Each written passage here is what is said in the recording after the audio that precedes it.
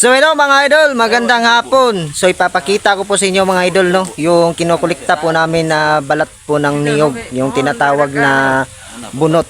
So yan mga idol no, mapakinabangan na namin yan. Yan po ay ginagawa na po namin ng organic no. Pinagsabay po sa ipot ng manok, yung tinatawag nilang ite. So yan mga idol, papakita ko po sa inyo yung processing namin diyan mamaya no. Kasi po yung bossing namin nagbibili po ng ekwipo para po sa paggaling ng bunot no. So yan mga idol, yan po yung mga kasamahan ko mga idol oh. So yan, shout out sa inyo mga kaungol. So yan, ipapakita ko po sa inyo mamaya mga idol yung pag-process namin sa paggaling ng bunot.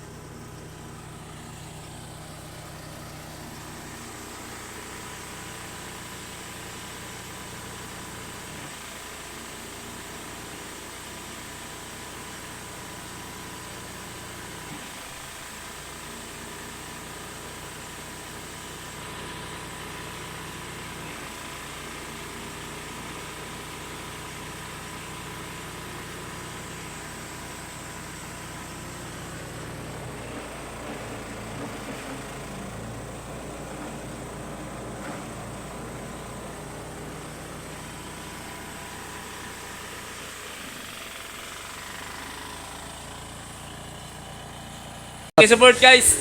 Kaya po mga idol no, kapag meron po kayong niyugan, huwag niyo sayangin yung mga balat ng ng bunot. Kasi mapakinabangan na natin 'yan, no? Huwag niyo sunugin. Masisira ang buhay niyo. So yan mga idol, maraming salamat. God bless. Thank you.